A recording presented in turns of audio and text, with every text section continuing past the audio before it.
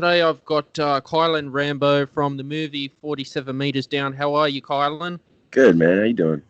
Good. I was very impressed with that movie and the acting that you did. How did you get involved with 47 Meters Down? Um, Actually, so I worked with the the head of that company, Entertainment Studios. His name is Byron Allen, Mm-hmm. and I worked with him. He casted me on one of my first series regular shows, which was called The First Family. So working with him for a few years. Once he had a project that he was involved with, I auditioned and I let him know hey, just thanks for the opportunity. And he luckily was just like, hey, you know what? Honestly, just job is yours. And so, yeah, that's how I got it. And from there, it was pretty much an adventure. Started scuba diving, scuba training, and going underwater and learning how to act underwater and all those things. It was a crazy experience, honestly. It was a very impressive movie with all the special effects involved. It was so real with all that scuba diving and an actual great white shark too. Yeah, And so they had a model shark, like a I guess like a big toy shark, like a fake shark, but it's just the head. And then they would kind of CGI the rest and kind of so they had something real to work off of. That's probably why it had the illusion of having a density, because it was actually a model kind of shark down there, which was crazy to act with, honestly. That's Crazy. so cool. It was a very impressive film, and your role in it. How much screen time did you get on the film? So the cool part of this one was I kind of did this role as for the experience. I was really looking forward to this death scene that they had. So my character, I understood. They have certain characters in the movie to raise the stakes, right? So it's someone has to die in a really horrible way to bring oh wow, this is a very serious scenario, and everyone gets kind of invested in the main characters. But there has to be those sacrificial characters, and I was really excited to play just one of those characters that just raise the stakes, the ones that are just meant to die. And yeah, that was what I was really looking forward to. We honestly filmed 2 death scenes, and the one that made it to camera was a much quicker edited version, I guess, to save time or whatever. But the initial death scene that I had on the script was really why I took I was so excited to take the role. It's really good. There's a I prosthetic face. I was impressed with the movie, Kyle, and I watched it on Amazon Prime. It was Nice. whoa. It was what's going to happen next? I wanted to, because how long have you been an actor for? Well, living in Los Angeles, living in California, it's kind of it's been an extracurricular kind of thing, So I guess while kids were, playing baseball or playing basketball for their school or whatever, that's when I kind of picked up acting. I guess I picked it up seriously. I've always been doing modeling for toy boxes and posters at Walmart and Target when I was really young. And then it just kind of progressed from there. And as I got older and kind of more aware that I actually do love it, that's when I started to I guess work. Yeah, because how long have you been a full-time actor all your life? Pretty much, That's man. so cool. Yeah, I've been blessed enough to be able to keep doing this. It's a very, very hard industry. And you working in Hollywood at the moment? I mean, technically, but there's Hollywood is, I guess, is it's kind of waking up. It was pretty much asleep for a while due to the pandemic and everything.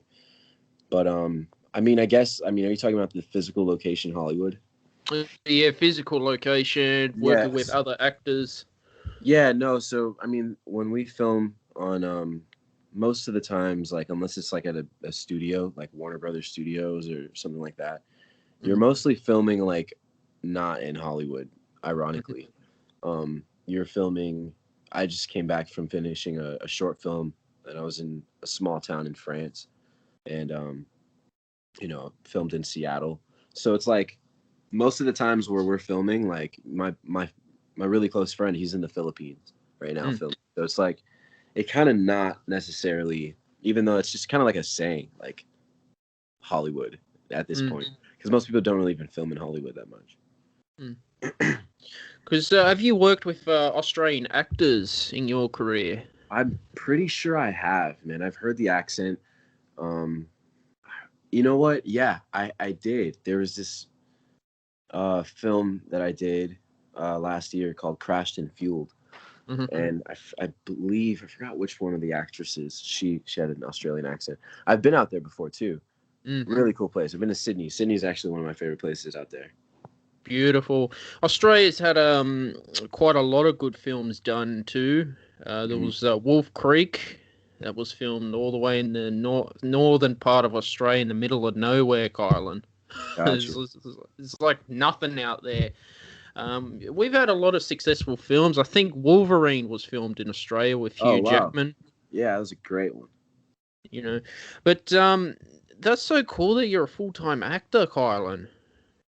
Yeah, man. It's just, I'm just grateful just to keep going, you know? Has it been easy or hard for you on your journey? It's not been easy. No, not at all.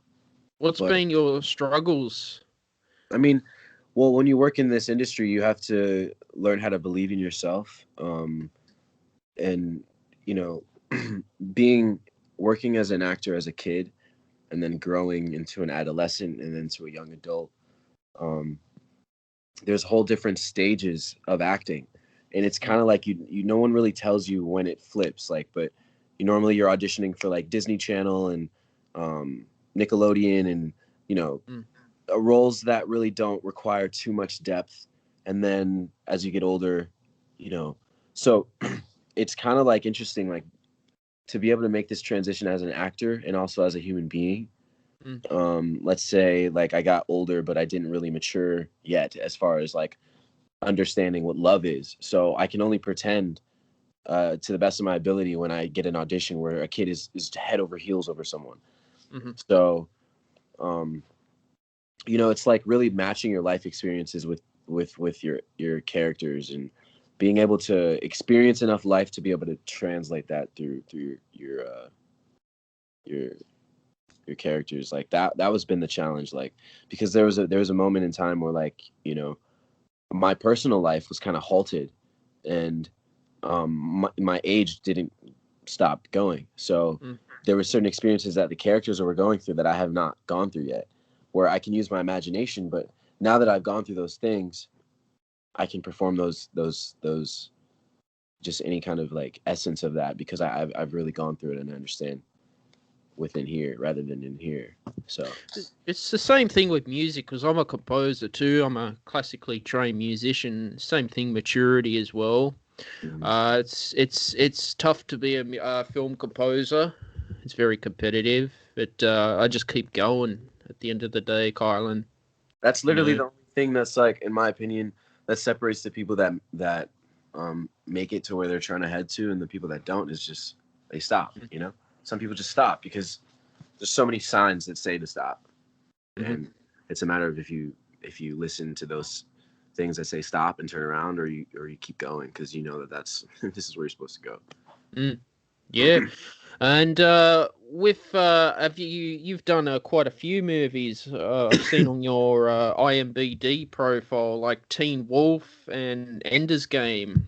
Yeah, tell me about those roles that you've been in. Those are the most pivotal roles. Like Ender's Game was the first film that I ever did, and I guess Teen Wolf was the show that I kind of was like the biggest platform I was able to, I guess, do my job on, which was really cool. So both of those, it's just a matter of like how many eyes get on you to see like what you have, and those two roles allowed a lot of eyes, so it opened a lot of doors and created a really cool momentum for me to just like keep kind of feeding off of. So that's so cool. You've got a whole portfolio behind you of these roles that you've done. That's amazing. I think. I mean, yeah, I guess it's only just due to like this is the only thing I've ever done, you know. So it's like it's kind of like what we were saying. It's just a matter of just continuing. And if I started at 11 or 12, and I'm 25 now. Well, I actually started much earlier than that, but if I started to like really take it seriously, you know, at that age, it's just like only a matter of time that something is going to come of it, and that's just like only going to continue if I just continue. So it's kind of like, honestly, I look at it as like simple math at this point, just to lessen the anxiety of things, because it's such a wishy-washy industry. You know, currently at the moment, I'm not filming anything. So like that's kind of like how it is as an actor. Like you really feel like an actor when you're doing your job, but up until then, you're just like trying to do what you love, you know. So that's probably the most challenging part as like actors. It's just like learning how to like use that downtime for yourself rather than like waiting for the next thing. In the pandemic, did you get much work last year? Actually, I did, which was really interesting. Yeah, I actually did a film that was pretty much based off of the pandemic, but it was like a thriller. I don't know if you've seen the film Unfriended. Not yet. It's like pretty much we're all on a Zoom call, and me and my friends, we have a birthday party that we're like a Zoom birthday party, and on camera, like our friend goes missing, and as we try to like go find her, like you end up seeing that like someone gets attacked, and then another friend gets missing, and so it's just like one of those really like high intense mysteries, but we were never actually in the vicinity with one another, which was really cool. Like, I mean, I've never filmed a film like that where they gave me the camera equipment, they gave me the sound equipment, and I set it up myself, and I pressed action, and we would just play the scenes out in the room because that's where the characters were. And it was like doing a play and I actually did it at my friend's house. So that was a really cool film, and I did it like peak quarantine. And how's the situation in LA with the pandemic at the moment? Are you guys still in the lockdown? I mean, relatively, but we have restaurants now, you know, so it's not too bad. It's not too bad. No. Because you guys were having it very bad last year. Yeah, definitely. 100%. But it wasn't even just because of like the lockdown. Like last year, Los Angeles was going through a lot of turmoil with just everything that was going on, like politically and all that stuff. So, because in Australia, where I am, we had a lockdown, but we were lucky. Melbourne went into a second full lockdown. Yeah. But every day, Khylin, was just Donald Trump on the TV. Yeah, I just got fed up with it. Yeah, it just became programming in a sense. Like, I just think that eventually people realize that, hey, let's tune out the noise, because that's all this is turning into. It's not really getting too informative. It's just like rhetoric and just, yeah, like adding fuel to people's emotions. And I feel like you should stay informed, but you got to know what you need to know and then get up out of there, because otherwise you'll get sucked in this whirlwind that's literally trying to be created. So, you know, here in Australia too was just a whole political campaign, Khylin. Yeah, last year. That's the motive for a lot of things going on right now. You know, border shut, and blaming each other in Australia. Yeah. Then they're commenting on the US election, which has nothing to do with Australia too. Yeah. You know, that was the theme for the world for a while. You know, it was just horrible. Yeah. So, I mean, living here, the energy here was definitely, you could feel just the angst of people. So, I mean, I'm sure it just caused a lot, like for people who are creative, it caused a lot of like, I'm sure, fuel to create, because there was a lot of energy and emotions going on. Well, that's when I published more of my work last year on Spotify. See? I just took the opportunity to do that. Yeah, there was a time where like a lot of people really felt like they finally had a voice, or to at least voice something, because we all felt something. And it was a moment collectively where we all realized that our words matter, and we can speak our truth, and it has an effect. If on anything, it has an effect on ourselves, that we have the ability to do that. And so that's just what I saw. In just so many forms, people just expressing themselves, people finally tapping into things that they really love, or people just, and sure, it was also very difficult, very challenging for a lot of other people. There was a lot of things that were expressed that were not helpful, but my point is still the same. Like, people still felt their voice was needed to be heard, and people voiced what they voiced. And so it was a special time. I think we'll really realize what we went through once we look back on it. Makes you a better person, I think. Yeah, You I know. hope for most people. I hope, but there's some people who are still waiting for the old world that we were in to come back, and I think that's just, yeah, that sucks to think like. Yeah, because Donald Trump, Khylin, just was not a good president, in my opinion. Yeah, I mean, yeah. So that's the interesting thing about about where America was. It was like people couldn't really have an opinion. Like, look, you could say that, right? And I could say, well, I thought he was great. Immediately, someone would say, oh, well, you're a racist, and you like this, you hate people, you do that. And just because you might not know the reasons why that person likes Donald Trump, and you might not know the reasons why that person hates Donald Trump. So I just seen like this war that was going on that I've never thought was okay. Even as a kid, like, I remember there was an election when I was younger, and I remember in school, like, sure, there was people that talked about it. I was very young. I think it's still like maybe junior high, or maybe like sixth grade or younger. I don't know, fifth grade. I don't know the age when the last election happened, but I'm saying before Donald Trump. Even before Barack Obama.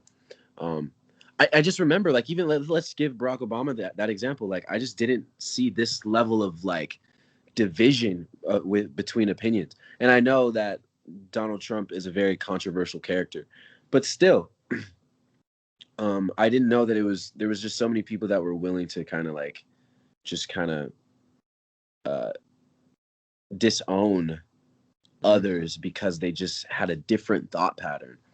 And I was like, that's not really that mature. Like, these are grown adults that are like saying, I don't want to like have anything to do with my sister or my mother because they voted different. It created this crazy thing that a lot of people felt really justified in that kind of thinking, but I don't think that's really that helpful to humanity, in my opinion. I don't think that everyone should agree, because that's not going to happen.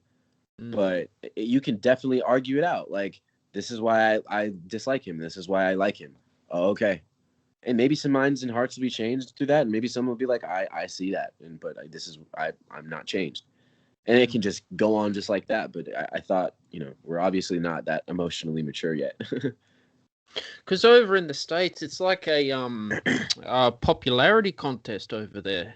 That's one of the things that is, like, I would say, hypnotizing the minds of most of us in America is popular.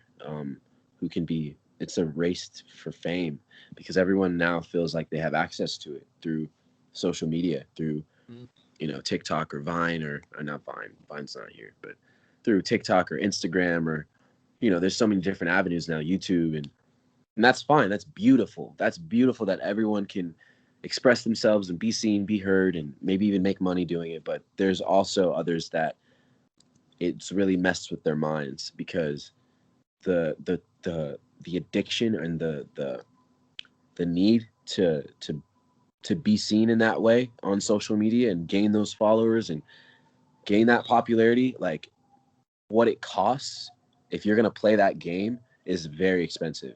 It costs a piece of you. It really does. And people don't really know that. People just like do what they think is what needs to be done to be popular, and don't realize that that's literally what selling your soul means. So that's what I think is like one of the biggest dangers out here. Just, this race to popularity. Mm. You know, selling your soul, what is that? Because I've heard of it, but I don't understand it. Oh man, I mean, we can have like different way conversations about that. But I can give you the answer that's not too hocus pocus. Selling your soul literally is this. Like, if you understand what your soul is, your soul, and well, we live in a body. We have this vessel, this body. The spirit is like your intuition, your awareness of all of these things, and your soul is kind of like your mind, like the things that like your interests and the things that you think of. You're just the psychology part of your being, right? Um, that naturally develops as a child, and under the right environment can just flourish into this beautiful thing, if it's watered and intended to, and you know. So then let's say now you're an adult or whatever, you want to attain this thing, fame or success, and the way to get it is to all of your mental faculties and your personality and whatever, um, all of those things that are naturally you'll say, no, I will change that, or I'll get rid of that. Or now, like, if you're naturally a soft, sensitive person, but you want to be you don't want to portray yourself as your natural self, so you'll change it. Like, that's selling your soul. Like, you're literally giving up a piece of something that's naturally beautiful, that's uniquely you, to get a external thing. And you can do that, and it might work, because you might, let's say, I mean, everyone can't be with the trends, but people go with the trends. They will do what the trends say, and then become that, and like give up their uniqueness. And it's a form of selling your soul. That's one form we can say, but that's something that we can naturally see, that isn't like too hocus pocus or out there, that people do all the time. So it's not like the conspiracy theory of signing the contract with the devil. That's Well, what I've no, heard. there's don't get me wrong, like there is a spiritual realm, and there is a lot of things that people think that don't exist, that is for a reason. It's designed for people to not think it exists, so they don't go anywhere near what it actually is, and which is there's secrets in this world. If people who believe like, oh no, everything that I see, that's all there is, then they just one day will become, maybe not become mistaken, but that they are ignorant, you know. There's just because you don't see it and you have not experienced it yet does not mean it doesn't exist. And I would not write off the possibility, of something to that effect happening. I'm not saying that you're signing a contract literally to the devil, but there is a spiritual force out there, and it can be used for good and bad. So that also is a reality, you know. And I luckily have not come too close to things like that, but I would be like, I've experienced enough and heard enough and been around enough for me to be, I would be like kind of lying to you if I was like, yeah, that's crazy. Like, I would literally be lying, because that's not how I've experienced too much and seen too much to think that that's crazy, because I know that it's very, very possible, very, very real, you know. Because there was a guitarist before me and you were born. It was a blues. I forgot the name. Was at a crossroads one day. He wasn't very talented. I know exactly what you're talking about. They did a documentary on this guy. Mm. And all of a sudden, one day he was just playing guitar like a genius and making all this money. And just He died. He stuff. died young. He Mm. died young. I think he died at 27. Yeah. Yeah, that's like the time to die, I guess, when that happens.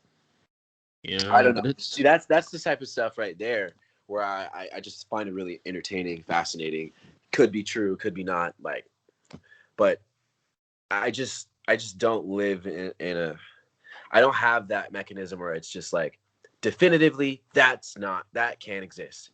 That's just as blind as someone that's saying definitively pink elephants exist.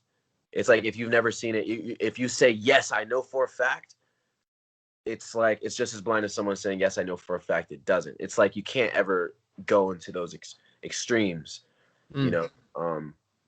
You just have to constantly keep this state of openness, And sure, there's things that we like know. Like some people, have like intuition and things like that, and it's good to use that. But like, yeah, I don't ever dabble in like saying that there's no way that that exists or there's no way that that's possible, because like I probably will find myself eating those words eventually. I mean, Yeah. go ahead. Because in Australia, we see things very different, Kyle. And like I've spoken to some of my lecturers who are musicians about Elvis, and they say it's lie and all that. Yeah, We see it differently here. We see it as like they were very talented, but there's of two course. sides to the story. You see? Yeah, like I wouldn't say like I wouldn't say that I know that. Like, yeah, I don't know what the thing about with Elvis, if he's just sold his soul and that's why he's super good. Um, I think that there's like a mixture of truth in some of these like legends that we might have heard, and I don't know, I can't differentiate which is which, but I'm just not gonna say like it's all myth or it's all true, you know? The guitarist I mentioned, Robert Johnson, the blues guitarist. Oh, okay. Yep. I don't know if the name rings a bell, but the story does. He was a blues guitarist. Now, I suppose, Kylan, if you do good in the world, you're going to get good back to you. Exactly. That's literally And it. Yeah. as entrepreneurs like me and you, it's, you hang around positive people, I think, in my opinion, not Yeah. negative people who Yeah. drag you down. Have you ever come across people that tell you you can't do it? I have. Yes. Hmm. Luckily, I'm not in that kind of influence is no longer in my life, you know. But yeah, I've had to overcome that, growing up.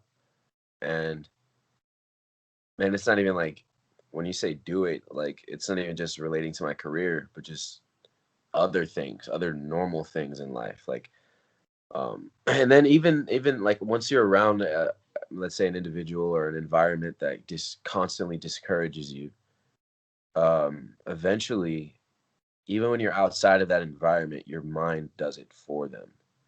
It's like you now have to fight this inner dialogue that's an echo of what it heard for so long. So then it's like it becomes your identity of just being like, if you really just hear you can't do it or anything along those lines long enough, yeah, your mind will help you and keep saying that for you, because you accepted it and you allowed it in, and it's like, all right, this is what's supposed to be. And kind of like I said, it's like an echo bouncing around in there, and until you stop and say something else, like the cycle kind of continues, because then your reality will manifest what you're constantly thinking of, which is you can't do it. And then of course you won't be able to do it, whatever this it is. And then it'll further kind of like solidify that statement. Like, see, you can't do it.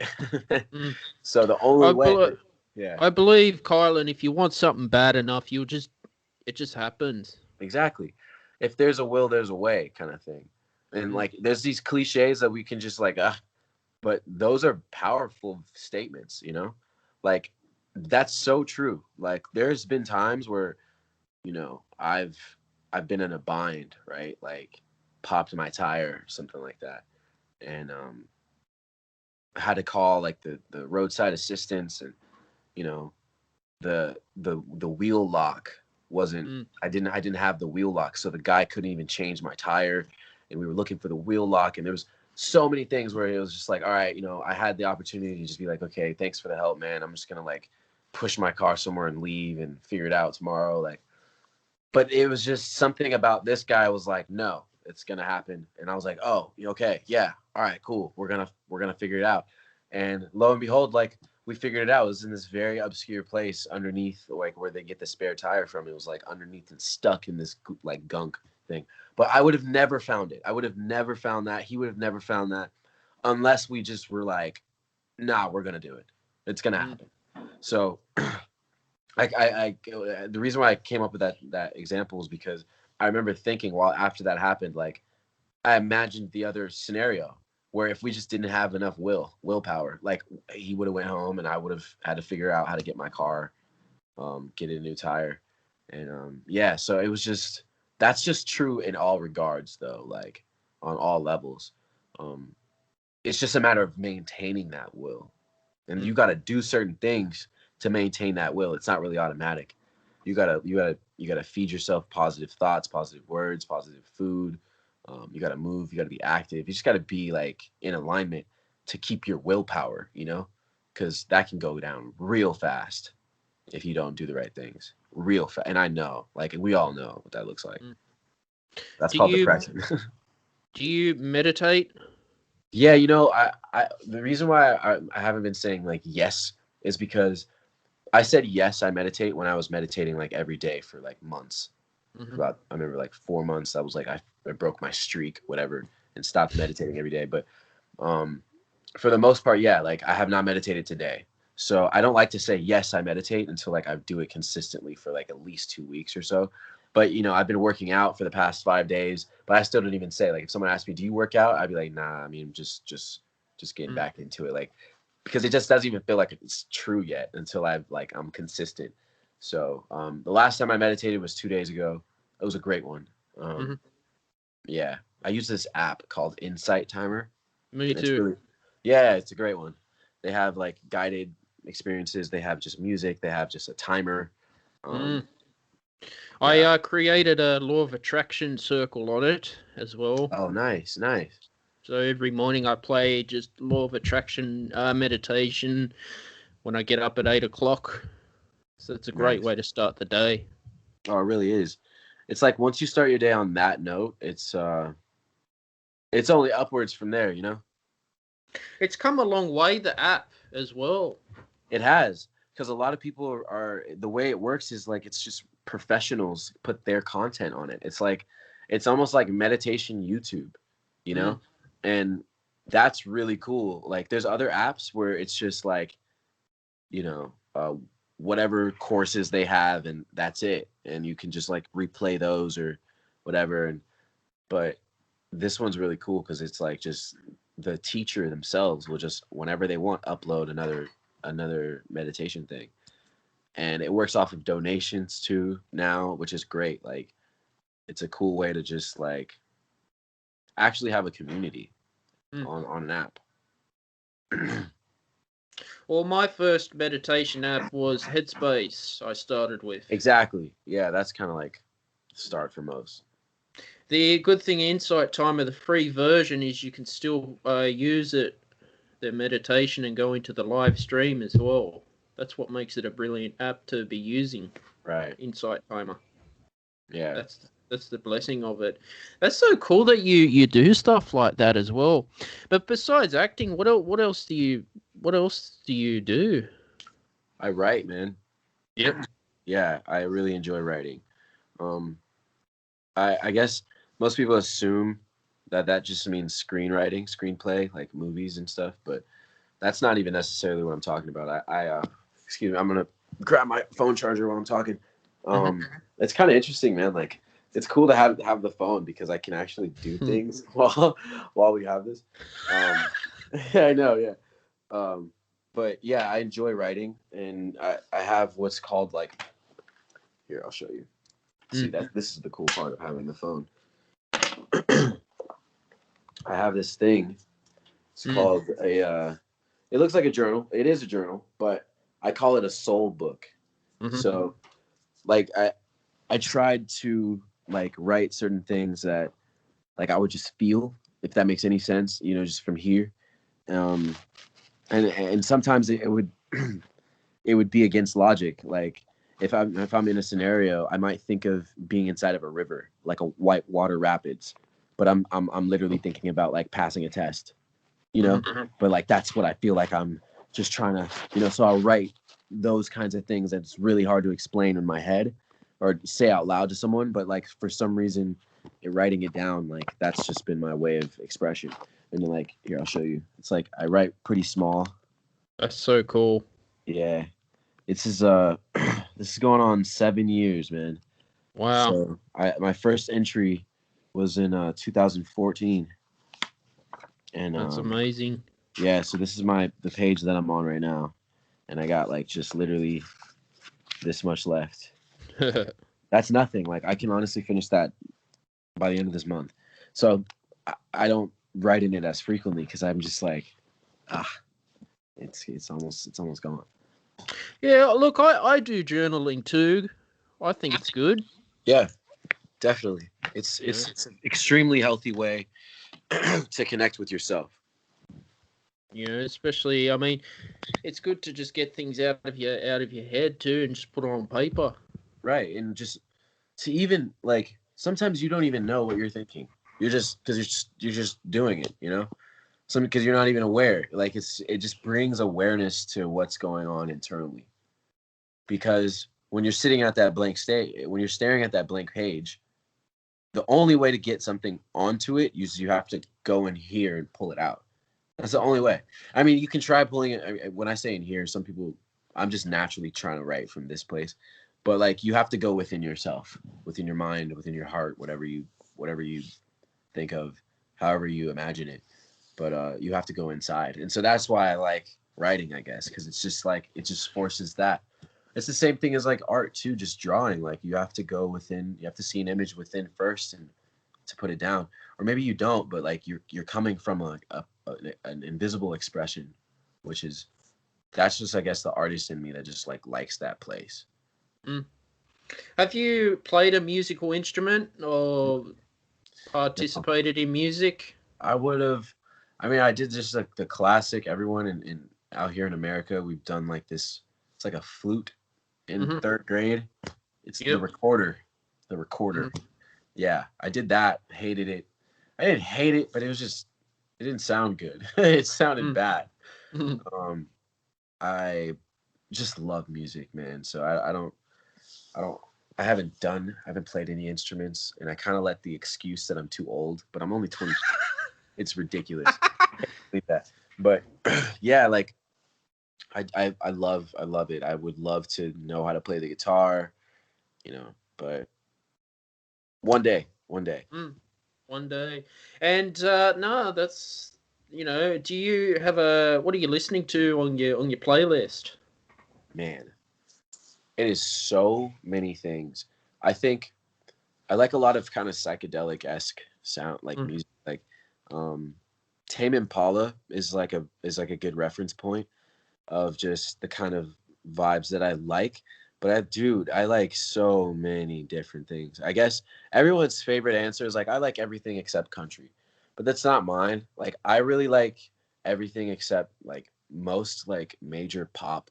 Like I don't really Mm. like pop music, like at all. Um, Most forms of it I don't like. Uh, and just I think radio music.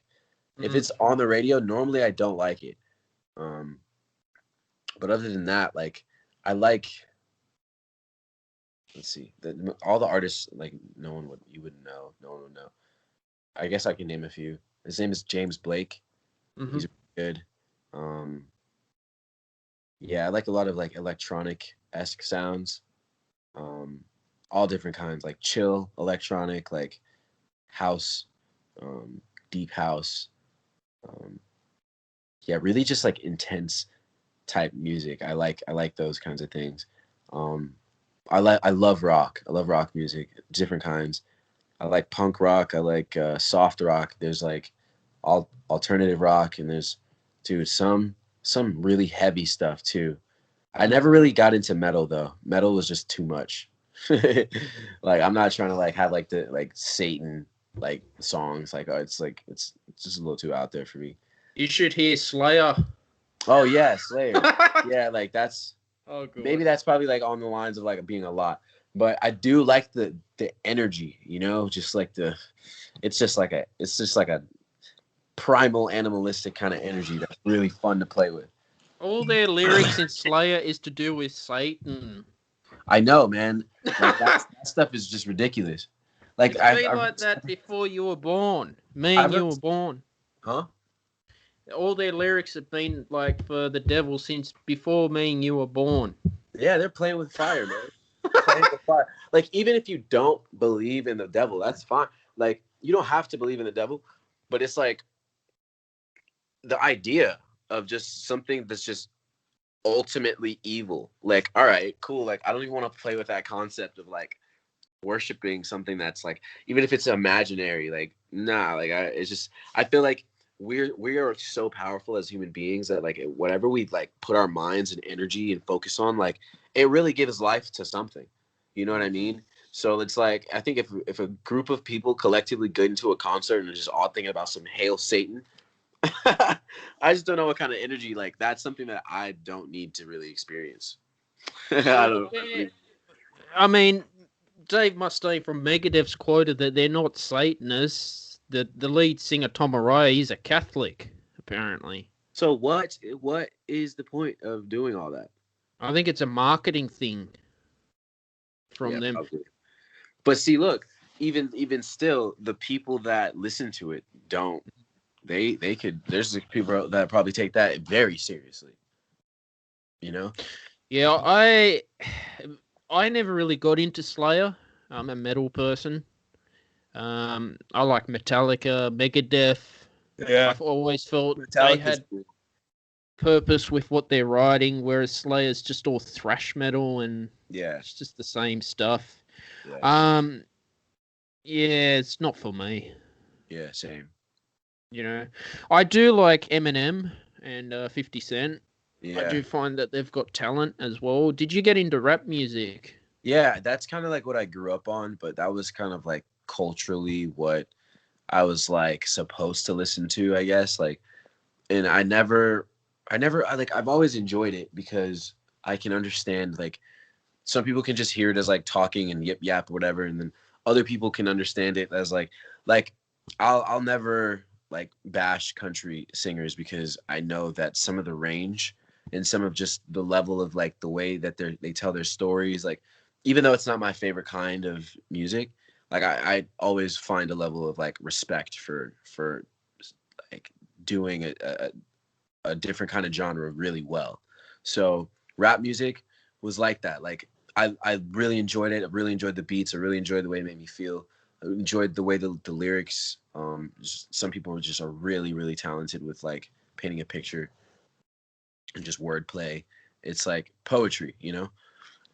But I then was like very quickly started to just venture out to like other things. Like Kid Cudi was my favorite artist because he's not really a rapper. Like, he's, if you just listen to one Kid Cudi song, you'll understand. Like, sure, the way he says his messages is kind of like in a cadence of a rapper sometimes, but his music is very like it sounds like space. It sounds like being in outer space sometimes. I mean, that's what his whole thing is. Like, his first album was Man on the Moon. So it's a great album, and it's kind of like the baseline of all of my music taste, I would say, because that artist specifically kind of has dabbled in everything. He's made a rock album already. Yeah, he's done just like really, really interesting creative sounds that like the world, I think most of the world needs to hear for sure. But I like all kinds of music, man. It's the way that you can say things that words can't, you know. That's why I like music so much. So, and I feel so many things that like so many specific songs just are like a perfect match for that feeling, you know. So that's why I gotta have a wide variety of music because I feel so many different things. How do you listen to your music? You stream on Spotify, or Yeah, exactly. Spotify. You're a vinyl. I'm a Spotify user too. Spotify. Yep. Yeah. It's the best. It's one of the best music services out there. I'm not even kidding. Like, just how easy it is for me to find so much good music that I specifically like is like, yeah, it's amazing. Yeah, it's so cool. And what other film roles do you have coming up next for yourself? Yeah, so the next one that I'm really looking forward to it's called Flower Boy. Mm-hmm. It's the film that me and my good friend Dylan, my really good friend Daniel, um, yeah, most of my friends, we all had a hand in making this film and just bringing it to life, bringing this story to life. And we filmed it in Los Angeles and Seattle and also in France. And it was a miracle. Like the way that we got it done. We flew to France. We got a letter from the mayor of the town that we were filming in, and that's the way we got through the borders, because we did this we did this not long ago. Shit. Yeah, it's a story in itself how we got it done. And yeah, so Did you have to isolate coming back home, or did you have to quarantine? Yeah, we did. It's for 10 days. Wow. Yeah. And they let you in the border. Yeah.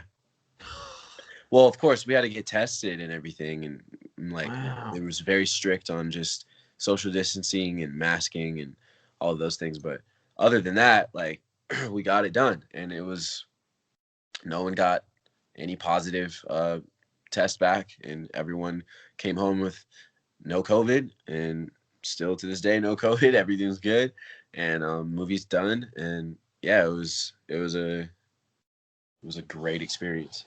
Wow. And how was it getting on traveling on the airlines? Was it easy to fly, or how was the airline situation? No, that was the hardest thing. Wow. Leaving Los Angeles was the hardest thing, because we got turned around our first day trying to leave. They said, no, you can't do this. And TSA turned you back. Turned us back, yes. I don't know the details of how it got fixed, because I personally couldn't even handle that. I was starring in the film, and I was like, I rearranged so many aspects of my life to be able to do this, and just to feel it just that quickly just be snapped away. I was just like, I can't even think about it. So a few of the producers and they were talking to the airline people, and next thing you know, they're like, all right, we just got to come back tomorrow. And I was like, wow. So they just pushed our flight just another day, and I don't know what they worked out or what they further explained, but the mix-up was handled, and we got there the next day and got on our flight. It was kind of interesting, because once we got to France, it was another big scare, because they looked at our camera equipment, and they were like, they almost gave us some issues about it, because they didn't know what it was and all these things. And yeah, we had to go into a room, and well, not us collectively, but just one of us had to go into a room and like explain the whole scenario. And then like they finally like realized we were telling the truth. It was all good, and they let us go. But that was very, very nerve-wracking 10 minutes where we were just like, oh, we're gonna have to go right back to Los Angeles. You know, it's scary, because I've been in that situation, Kyle. I traveled to LA 2 years ago. I was on a Kentucky tour. I find the TSA are very like strict or something on who they let in too. Yeah. You know, they're not very nice at LA airport. They are not nice whatsoever. Is that all airports in the States, no, the TSA? That's not. It's just LA. LA is just kind of weird like that. I don't know why. Why is that? I don't know. I don't know. It's just scary. Yeah, I really can't stand them. They're really annoying. And no, I just feel like all the tourists, they just intimidate people on purpose. Yeah, 100%. There's really no use for the TSA. They don't really stop most. If you look statistically, they don't really stop much of anything. They're there to keep everyone feeling like they're safe. Honestly, Las Vegas airport, though, they were nice. I can imagine they're way more lax in Las Vegas. But have you traveled around the States much? Yeah, I mean, I've been to Vegas, Texas, Colorado, Hawaii, Washington, Seattle,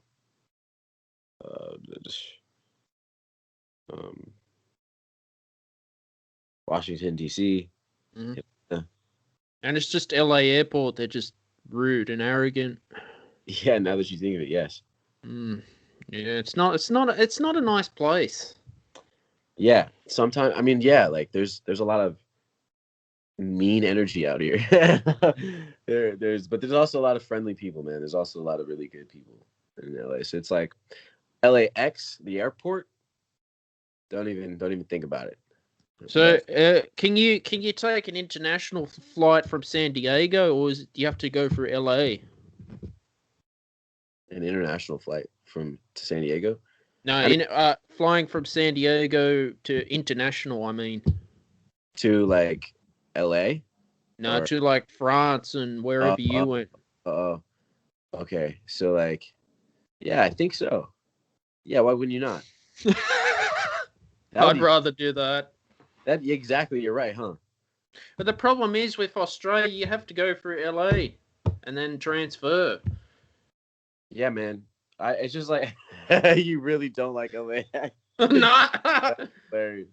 Uh, at that point, like, dude, it's just you get like I feel like taking the 40 minutes of suffering in LAX that you'd have to go through would be better than having to take like whatever going to like Mm. try to figure out how to get from how to skip it because it's probably hard to get to San Diego. You know, it probably isn't, but I don't know. I don't know how those flight things work. I just know it's not never that straightforward. Well, because from Sydney, we don't have direct flights from Sydney to New York yet, because it'll be about 20 hours. You have Mm. to stop at LA and then transfer. And it's LA to New York's about 5 hours, I think. Yeah, through from plane. Yeah, for sure. You know, but that's life, Kylan. You know. Exactly. There's there's And, there's pros and cons to everything, and it's just a matter of like what you're willing to suck up. and did you have to go for all your visa application, going to work in France to shoot your movie? Well, so the thing is, like, no one did it for any pay, Mm-hmm. so it was technically like done for. It was funded through the government, like of France. Like I guess they have like a certain amount of like a budget for the arts, and because we used a French actor, and we used their city upon their permission, and like they allowed us to create something really cool there. Um, it was kind of like seen as like a charity, like it wasn't really done as like work. You know what I Mm-hmm. mean? Of course, we're just creating art, and it's just collectively two people just like allowing that to be. The mayor was super awesome, and yeah, we just thanked her a bunch for allowing that. And so yeah, we didn't really have a work visa because no one was even really doing it for pay. We all came out of pocket to get this done, make it happen. Mm-hmm. And do you find the governments in the states fund the arts or not? I've never even heard of that until this experience. I didn't even know governments do that. In Australia, they do. They give funding grants in Then Australia. I'm definitely sure it happens, but because I'm not gonna say no just because I don't know. But yeah, me personally, I never really heard of this scenario happening in the States. It Mm. might happen in a form of like, yeah, grants or something like that, like where maybe they fund it through like art schools and stuff like that. I don't know, but never something like super like intimate like this, where just helping a group of Americans and a group of French people to like bring them together to create something. That's really it was a dope experience. Mm. That's so cool that you've done that. I know. That's amazing to be able to travel in the middle of a pandemic. Exactly. I know. You know, that's cool. It was a Y- miracle. Yeah. Wow. Oh, I'm impressed. Yeah. Really am. Because I wouldn't. I'd hold off on traveling myself, not until things are fully normal. That's the thing. Like we came to the conclusion that that might be a very long time, probably too long, like longer than we're willing to wait. So, Mm. like how we said, if there's a will, there's a way. It's truly a fact of this reality. Mm. Um, and especially it makes it easier when there's multiple people sharing the same will. Because yeah, it just almost like just drives the whole thing home. Because we all collectively through the obstacles had to like help assist each other up. Therefore, the whole thing was moving forward as a unit. Jesus. But yeah, it was truly that law of the universe in action. Like, yeah, we were getting it done because we just had the will and just were continuing. Mm. Yeah, it goes to show, like you know, you got Dwayne Johnson. You've heard of The Rock, you Yeah. know, the wrestler. I mean, he wanted to go play NFL, but then got told no. Tried to Right. go to Canada, because I know they've got another football league. They turned him back. Went to wrestling. Yeah, I know. His whole story was like, and now he's like one of the highest paid actors in It's amazing. in the industry. Yeah, No. one of the one of the cool stories is Colonel Sanders, the guy at KFC. Like I think he got his riches, I think like in his 60s or 70s or something like that, something crazy like that. Yeah. Have you heard of a person named Tony Robbins? The Have you name been sounds familiar. into any personal development yourself?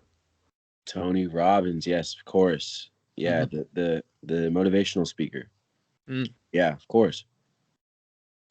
Yeah, he's great. I haven't really like listened to any of his specific lectures or anything, but the essence of everything that he talks about, I already know, is the same things that I study myself.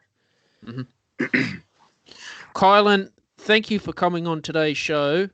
Where can the audience find you on your social media? You guys can all find me there, talking the same things like that we've kind of been talking about on my Instagram, which is at Khylin Rhambo. It's KHYLIN RHAMBO. Khylin Rhambo. And other than that, like I really don't use Twitter. Same thing though. At Khylin Rhambo. And yeah, you guys can just stay on the lookout for some more projects where that I'm in. Khylin, it's awesome to have you on today. Thanks, man. Same. Thanks for having me.